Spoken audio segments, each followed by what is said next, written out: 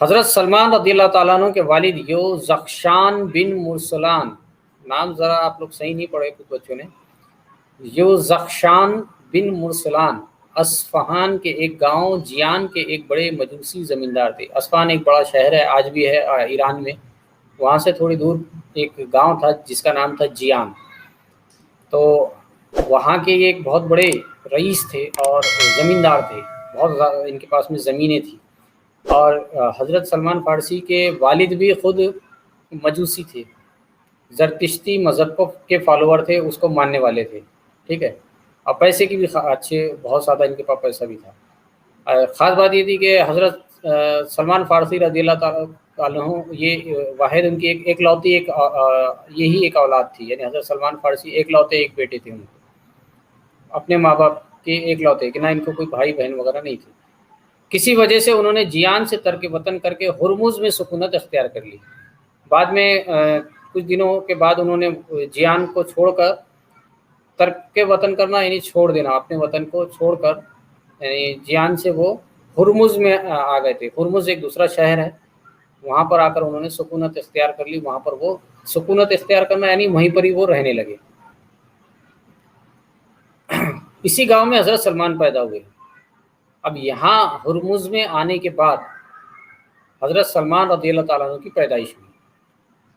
ان کے جو والد تھے وہ رہنے والے تھے جیان کے، اصفہان کے نزدیک ایک گاؤں کے، اور آپ کے پیدائش کے پہلے حضرت سلمان رضی اللہ تعالیٰ عنہ کی پیدائش کے پہلے وہ ہرمز آ گئے تھے، کسی کام کے غرض یا کسی وجہ سے آپ نے وہاں پر رہنا شروع کر دیے۔ تو وہاں پر بھی بعد میں حضرت سلمان رضی اللہ تعالیٰ عنہ کی پیدائش ہوئی۔ ان کا پرانا نام یا پہلا نام ماہویہ تھا۔ وہ اپنے والد کے لیے دنیا کی ساری چیزوں سے زیادہ محبوب تھے، ایک لوتے ایک تھے، اس لیے بہت زیادہ لاڈلے تھے، بہت پیارے تھے، ماں باپ کے آنکھوں کے تارے تھے حضرت سلمان۔ نام ان کا ان لوگوں نے اپنے پیارے سے بچے کا نام انہوں نے ماہویہ رکھے، اسی لیے بچپن سے ان کا بہت زیادہ خیال رکھا جاتا تھا۔ اب میں نے آپ کو پہلے بتایا کہ اب ایک لوتے ایک تھے تو بہت زیادہ لاڈلے بھی تھے، اور بہت زیادہ ان کے اب پیسے والے، کوئی غریب گھرانے میں تو پیدا نہیں ہوئے تھے، امی اچھے خاصے، یعنی ان کا گھرانہ تھا، پیسے والا گھرانہ تھا، تو اچھی طرح سے ان کی نگہداشت کی گئی، پالنا پوسنا ان کا اچھی طرح سے کیا گیا بچپن سے۔ آپ نے کم عمری ہی میں مجوسیت کی اس قدر تعلیم حاصل کر لی تھی کہ انہیں آتش کدے کا داروغہ بنا دیا گیا۔ تو جس طرح سے آج کل کے مندروں کے اندر پجاری ہوتے ہیں، وہ سب دیکھ ریکھ بھی کرتے ہیں، اور وہ مندروں کے اندر پوجا وغیرہ کرنے کا بھی کام وہ کر دیتے ہیں۔ آپ بچپن سے ہی پڑھنے میں بہت زیادہ ذہین تھے، بہت زیادہ ہوشیار تھے، تو اس لیے کم ٹائم میں انہوں نے بہت زیادہ تعلیم حاصل کر لی، بہت کم عمر تھی۔ تو آپ نے مجوسیت یعنی جو زرتشتی مذہب ہے، یعنی آگ کو پوجنے والے کی جو مذہب ہے، جو آگ کے پوجنے والوں کو زرتشتی مذہب کہتے ہیں، ٹھیک ہے۔ تو زرتشتی مذہب کو ماننے والے کو مجوسی کہتے ہیں، ٹھیک ہے سید ذیشان۔ تو انہوں نے وہ مجوسیت کی تعلیم حاصل کر لی۔ جیسا ہم اسلام کے فالوور ہیں، ہمارا مذہب اسلام ہے، اس لیے ہم اسلام کو ماننے والے ہیں، تو ہم مسلمان کہلائے، ٹھیک ہے۔ اور جو اسلام کی تعلیم حاصل کرتا ہے، ہم اس کو عالم دین، حافظ، مفتی، اس طرح کا ہم اس کو لقب دیتے ہیں۔ تو آپ حضرت سلمان فارسی نے مجوسیت کی تعلیم حاصل کر لیا، ان کے وہ ذہین اور بہت زیادہ ذہین ہونے کی وجہ سے ان کو ایک آتش کدے کا داروغہ بنا دیا گیا۔ ایک آتش کدے کا ان کو بھی، یعنی جہاں پر آگ جلتی ہے، آتش کدا، میں نے کل آپ کو بتایا بھی تھا، تو اس کا آپ کو داروغہ بنا دیا۔ دیکھ ریکھ کا کام ان کے سپرد کر دیا گیا کہ بھائی اب یہ آتش کدا آپ کے ذمے میں ہے، آپ اس کی دیکھ ریکھ کیجیے اندر سے۔ ایک دن کا ذکر ہے کہ حضرت سلمان کے والد نے کسی کام کے لیے انہیں کھیت میں جانے کے لیے کہا، گھر پر تھے، کبھی اپنے بیٹے سے ان کے والد نے کام کے لیے نہیں کہا۔ اتفاق سے ایک دن ان کے والد نے ان کو کہا کہ تھوڑا کھیت میں راؤنڈ لگا کر آ جاؤ، تھوڑا سا چکر لگا کر آ جاؤ، دیکھ کر آ جاؤ کہ کام وغیرہ صحیح چل رہا ہے یا نہیں۔ اب حضرت سلمان فارسی اپنے والد کے حکم پر सलमान फारसी रज़ी अल्लाह ताला अन्हु खेत की तरफ जाने लगे। रास्ते में उनको एक मकान नज़र आया। उस मकान से कुछ आवाज़ें आ रही थी। मकान के दरवाजे वगैरह, खिड़कियां वगैरह बंद थी, मगर आवाज़ें आ रही थी। आप उस मकान की तरफ बढ़े, जाने लगे। तो जब गए तो अंदर दाखिल हो गए, दरवाजे को धक्का देकर खोले, फिर अंदर चले गए। असल में वो मकान नहीं था, वो ईसाइयों का गिरजाघर था। तो वहाँ जाने के बाद में उन्होंने उनकी इबादत वगैरह, उनके करने के तरीके को, उनके जो लेक्चर्स वगैरह थे वो देखे। तो मैंने जो किताब में पढ़ा हूँ तो उसमें लिखा है कि वो बार बार फिर एक मरतबा गए तो बार बार वहाँ पर वो जाने लगे थे। खैर, एक दिन का जिक्र है कि हज़रत सलमान के वालिद ने किसी काम के लिए उन्हें खेत में जाने के लिए कहा। खेत के रास्ते में एक गिरजाघर था। गिरजाघर कहते हैं जहाँ पर ईसाई लोग इबादत करते हैं अपनी, ठीक है, क्रिश्चियन लोग जहाँ पर इबादत करते हैं, जिसको हम आम जुबान में चर्च भी कहते हैं। तो हज़रत सलमान रज़ियल्लाहु ताला अन्हु खेत में जाने की बजाय इस गिरजाघर में चले गए और देर शाम तक वहीं रहे और बहुत देर तक वहाँ रुक गए। देखे, उनके सारी चीज़ें समझने लगे। गिरजाघर की रसूमात और इबादत के तरीके से वो बहुत मुतासिर हुए। घर लौटकर उन्होंने सारी रुदात अपने वालिद को सुनाई। अब जो चीज़ें उन्होंने वहाँ देखी कि ये लोग अलग तरह की इबादत कर रहे हैं, इनके सामने कोई आतिश कदा नहीं है, आग नहीं है, या आग की पूजा नहीं कर रहे हैं, एक सुलेब है और ईसा मसीह का उस पर फोटो लगा हुआ है, जो भी है। तो ये सारी चीज़ें उन लोगों ने देखी, उन्होंने देखे। बहुत देर तक के देखने के बाद वो अपने घर आए और उन्होंने वो सारी चीज़ें जो उन्होंने वहाँ देखी थी अपने वालिद को सुनाया। अब इनके वालिद कट्टर मजूसी थे, कट्टर ज़रतिश्ती मज़हब को मानने वाले थे। तो इन्होंने जैसे सुने कि मेरा बेटा वहाँ गया था तो वो सुनकर बहुत गुस्सा हुए, बरहम हुए, यानी गुस्सा हुए और हज़रत सलमान रज़ियल्लाहु ताला अन्हु के पैरों में बेड़ियाँ डाली। तो और उनके पैरों के अंदर बेड़ियाँ डाल दी कि ताकि ये वो दोबारा वहाँ पर ना जाए। हज़रत सलमान रज़ियल्लाहु ताला अन्हु किसी तरह इन बेड़ियों से आज़ाद हुए और एक ईसाई काफ़िले के साथ मुल्क के शाम चले गए। वहाँ मुख्तलिफ पादरियों की खिदमत करके उन्होंने ईसाई मज़हब की तालीमात हासिल की। अब होता यह है कि पादरियों की खिदमत करके उन्होंने ईसाई मज़हब की तालीमात हासिल की। जब किसी पादरी या राहिब का इंतकाल हो जाता, राहिब और पादरी एक ही मानी है, ठीक है, जैसे किसी पादरी या राहिब का इंतकाल हो जाता, हज़रत सलमान रज़ियल्लाहु ताला अन्हु दूसरे के पास चले जाते। इसी तरह उन्होंने अस्फ़हान से शाम, नेनवा और उमूरिया तक सैकड़ों मील का सफ़र तय किया और तलाश हक़ की खातिर कड़ी मुसीबतें बर्दाश्त की। बिलाखिर उमूरिया के राहिब ने या फिर पादरी ने, राहिब जैसा हम हाफिज़, आलिम, मजहबी तालीम वाले की कहते हैं, मौलाना, है ना, तो इसी तरह उनमें पादरी, राहिब, इस तरह से। तो आखिरकार अमूरिया में ये पहुँचे और वहाँ के राहिब ने इनको ये बताया कि अन करीब हज़रत इब्राहीम अलैहिस्सलाम का दीन लेकर एक नबी मबूस होगा। उसने कहा कि हज़रत इब्राहीम अलैहिस्सलाम का दीन लेकर एक पैगंबर आने वाला है और बहुत जल्दी ही वो पैगंबर आएगा। वो खजूरों वाली ज़मीन की जानिब हिजरत करेगा। और उस राहिब ने कहा कि वो एक जगह से दूसरी जगह जाएगा। हिजरत करना मीन्स एक जगह से दूसरी जगह जाना, ठीक है। तो कहाँ पर, कौन सी ज़मीन की तरफ, यहाँ पर बता भी दिया गया कि खजूरों वाली ज़मीन में। इस ज़माने के मानने वाले उसके मानने वाले परवानों की मानिंद उसके अतराफ जमा रहेंगे। परवाने कहते हैं जो लाइट के ऊपर आपने देखे होंगे पतंगे आ जाते हैं बारीक बारीक से, या फिर अगर मोमबत्ती वगैरह हम जलाते हैं तो बारीक बारीक से उसके आसपास में कुछ पतंगे, कीड़े मंडलाने लगते हैं, तो उनको परवाने कहते हैं उर्दू में। तो जिस तरह से एक लाइट के आसपास या एक शमा के आसपास में परवाने मंडलाते हैं, तो लोग भी उसके आसपास में इस तरह से रहेंगे, जमा रहेंगे। तुम उसकी ज़ाहिरी निशानियों से उसे पहचान लोगे। ये तो कुछ उनकी ज़ाहिरी निशानियां हैं जिनको तुम देखकर आराम से उनको पहचान लोगे कि ये पैगंबर है। ऐ सलमान सुन, उसकी निशानी ये होंगी कि वो सदक़े का माल नहीं खाएगा।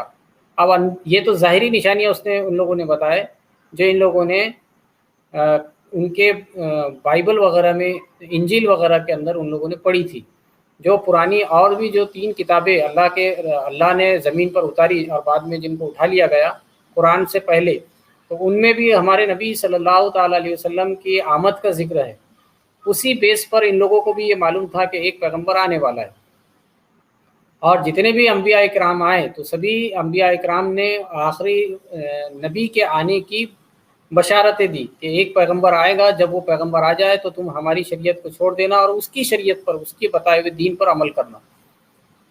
تو بہرحال تو یہ ساری چیزیں پہلے سے ہی چلے آ رہی تھی سینہ بہ سینہ، اور کچھ نشانیاں بھی ان لوگوں کو پتہ تھی. تو اس نے کہا کہ ظاہری نشانی تم دیکھ کر تو یہ چیزیں تو دیکھنے والی ہے کہ ان کے آس پاس بہت سارا ہجوم رہے گا، وہ ہجرت بھی کریں گے، یہ ان کی ظاہری یہ دکھاؤ، یہ تو سب لوگ دیکھیں گے یہ نشانی. مگر راہب نے کہا کہ اے سلمان سنو، ایک اندر کی بات بتاتا ہوں، ایک خفیہ نشانی ان کی یہ کیا ہے. تو سن، اس کی نشانی یہ ہوں گی کہ وہ صدقے کا مال نہیں کھائے گا. اب یہ جو نشانی ہے یہ اندر والی نشانی ہے، یہ دکھاوٹی نشانی نہیں ہے، ٹھیک ہے نا، یا یہ چھپی ہوئی نشانی ہے. تو پہلی نشانی کیا ہے کہ وہ صدقے کا مال نہیں کھائے گا. وہ جو پیغمبر ہوں گا، وہ جو نبی ہوں گا، وہ آخری پیغمبر صدقے کا مال نہیں کھائے گا. وہ ہدیہ یعنی تحفہ قبول کرے گا. ٹھیک ہے، ہدیہ یعنی تحفہ. تو دوسری نشانی، پہلی نشانی ہوئی کہ وہ صدقے کا مال نہیں کھائے گا، دوسری نشانی وہ ہدیہ قبول کرے گا یعنی وہ تحفہ قبول کرے گا، اور تیسری نشانی اس کے شانوں کے درمیان نبوت کی مہر ہوگی. شانوں کے درمیان، آپ سن لو، پہلے غور سے سنو کہ بعد میں مت پوچھنا کہ شانے کسے کہتے ہیں. اسکرین میں اسکرین پر دیکھیے آپ. چلیے ایک منٹ میں اس کو ہٹا دیتا ہوں. تو شانے یہ ہمارے، یہ سیدھا کندھا ہے، یہ رائٹ سائڈ والا، اور یہ الٹا. ٹھیک ہے، تو یہ شانے کہلائیں گے. تھوڑا اس کے یہ کندھوں کے نیچے والا جو حصہ ہے وہ شانے کہلائے گا. ٹھیک ہے، اور ہمارے نبی صلی اللہ علیہ وسلم کے جو شانے پر یعنی رائٹ سائڈ میں گردن سے تھوڑا نیچے، اور یہ جو حصہ ہوتا ہے پیٹھ کا یہاں پر، ٹھیک ہے، یہ جو جوڑ ہے نا، جو ہمارے ہاتھ، یہ ہاتھ کا یہاں پر ایک اندر کا جو جوڑ ہے، تو یہاں پر پیٹھ میں، اسکرین پر دیکھ سکتے ہیں، میں اشارے سے بتا بھی رہا ہوں آپ کو، یہاں پر مہر نبوت ہوگی. مہر کہتے ہیں اسٹیمپ کو. جس طرح سے آپ نے بہت سارے اسٹیمپس دیکھے ہمارے ڈاکومنٹس وغیرہ پر، ہم اسٹیمپس لگاتے ہیں، تو ایسا ایک تھپا ہوگا، مہر ہوں گی. مگر یہ مہر کچھ الگ سی تھی، کبوتر کے انڈے کی جتنی تھی. اور جس طرح سے ایک گوشت کی، کسی کی اگر گوشت جل جائے، چربی جل جائے اگر جسم پر، تو کس طرح سے ابھار بن جاتا ہے، چربی کے جلنے کے بعد میں جسم پر ابھار بن جاتا ہے، اس طرح سے کبوتر کے انڈے کی اتنا ایک ابھار بنا ہوا تھا. اور اس میں اسی میں لکھا ہوا تھا اللہ رسول محمد صلی اللہ علیہ وسلم. یہ تھی وہ مہر نبوت. میں نے مہر نبوت کا پورا ڈیفینیشن بتا دیا. جو ہمارے اسلامی کتابوں کے اندر مہر نبوت کے بارے میں بتایا گیا کہ وہ اس کی سائز ایک کبوتر کے انڈے جتنی، رائٹ سائڈ میں شانے آپ کو بتا دیا، کندھا پچھلا، یہ تھوڑا گردن سے نیچے، اور آپ کو یہ مہر نبوت پیدائشی تھی. ٹھیک ہے، پیدائشی تھی. اور جس طرح سے چمڑے کے اوپر جیسا ابھرا ہوا تھا لکھا ہوا اللہ رسول محمد، اور بڑا اس میں سے بھی نور نکلتا تھا. تو آئیے اب پریزنٹیشن کی طرف بڑھتے ہیں. میپ دیکھ چکے ہیں ایران کا، ٹھیک ہے، اور آتش قدے کے بارے میں بتایا. تو اسی آتش قدے کے آپ کو داروغہ بنا دیا گیا تھا. یہ آتش قدہ آپ کے اسکرین پر ہے. ٹھیک ہے،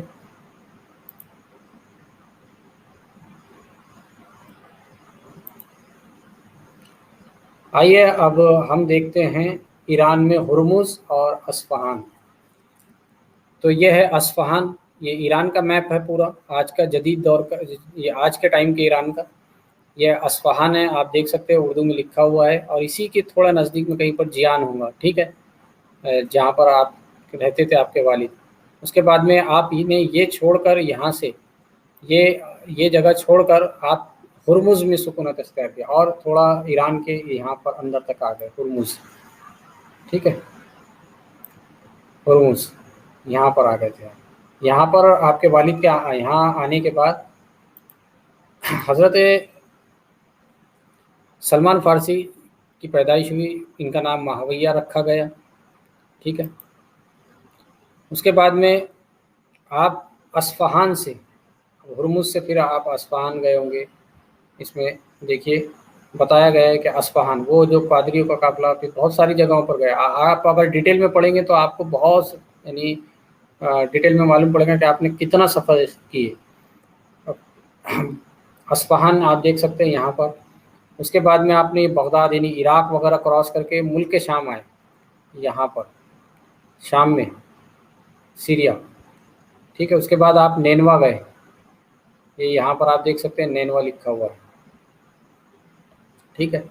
نینوا سے آپ دیکھیں گے یہاں پر اموریا گئے، اموریا دیکھیے کتنی دور ہے نینوا سے، یہ نینوا ہے یہاں پر، اور یہاں پر اموریا ہے۔ یہاں پر آپ دیکھ سکتے ہیں نینوا اور یہ اموریا ہے، اس کا فاصلہ کافی ہے۔ کتنا اب پورا ٹوٹل اگر آپ دیکھیں گے تو آپ کو نظر آئے گا کہ اصفہان اور ادھر نیچے آپ ہرمز میں تھے، یعنی ہرمز آپ اپنی تھوڑی دیر کے لیے سمجھ لیجیے کہ یہاں پر ہے، اور یہاں سے اصفہان، یہ دیکھیے اصفہان، یہاں سے اتنا یہاں پر، یہاں سے پھر نینوا، نینوا سے پھر یہاں اموریا، یہ اتنا لمبا سفر۔ اور اموریا میں جو راہب تھا اس کا بھی عنقریب موت کا وقت قریب آ گیا، تو اس نے بھی نشانیاں بتایا کہ ایک شخص آئے گا، ایک پیغمبر آنے والا ہے جو کھجوروں والی زمین کی طرف ہجرت کرے گا۔ اس نے 3 نشانیاں بتایا، آپ کو تینوں بھی نشانیاں یہاں پر معلوم پڑ گئی اموریا میں، ٹھیک ہے۔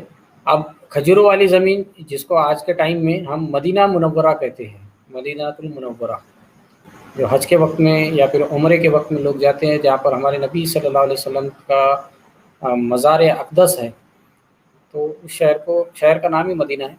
تو آپ دیکھ سکتے ہیں اس کا پرانے زمانے میں کھجوروں والی زمین کہا جاتا تھا، وہاں پر کھجوریں بہت زیادہ پیدا ہوتی تھی، اس لیے اس کو کھجوروں والی زمین سے پکارا جاتا تھا۔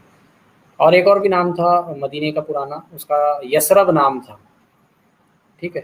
بعد میں ہمارے نبی صلی اللہ علیہ وسلم نے اس کا نام بدل کر مدینہ کر دیا۔ تو آپ اموریا سے اب یہاں تک ایسا پورا یہاں پر آئے گے، ابھی وہاں سے اب یہاں پر پہنچیں گے آپ۔ نیکسٹ پیریڈ میں ہم انشاءاللہ اس کو بھی دیکھیں گے۔ تو کھجوروں والی زمین آپ یہاں پر نیچے دیکھ سکتے ہیں، یہ کھجوروں والی زمین، ٹھیک ہے۔ کھجوروں والی زمین سعودی عربیہ میں، اور یہ روم میں چلے گئے اب، ٹھیک ہے۔ روم کے ایک شہر کا نام ہے اموریا۔ تو آپ یہ اسکرین پر دیکھ سکتے ہیں، آپ کی اسکرین پر یہ کھجور کے باغات ہیں،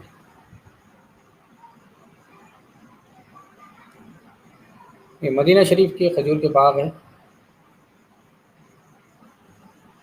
ٹھیک ہے۔ نیچے بھی آپ دیکھ سکتے ہیں یہ وادی قرا ہے، وادی کہتے ہیں پہاڑوں کے دامن کو، ٹھیک ہے، قرا کی وادی، یہاں پر ہی آپ غلام بنتے ہیں۔ آگے ہم نیکسٹ پیریڈ میں اس کو سمجھیں گے وادی قرا کو۔ تو ابھی ہم نے دیکھے آپ کا سفر کس طرح سے آپ نے اصفہان سے شام، شام سے نینوا، نینوا سے اموریا۔ اب اموریا میں آپ کو 3 نشانیاں پتہ چل گئی، ٹھیک ہے۔ اب یہاں سے آپ کا سفر، آپ کو جیسی 3 نشانیاں پتہ چل گئی تو آپ کھجوروں والی زمین کی تلاش میں شروع ہو جاتے ہیں۔ تو آپ کو پتہ چلتا ہے کہ کھجوروں والی زمین کون سی ہے، آپ پھر اس کے طرف نکلتے ہیں۔ تو آپ کھجوروں والی زمین یہاں دیکھ سکتے ہیں نیچے اسکرین پر۔ تو آپ یہاں پر پہنچیں گے، پھر نیکسٹ پیریڈ میں انشاءاللہ ہم دیکھیں گے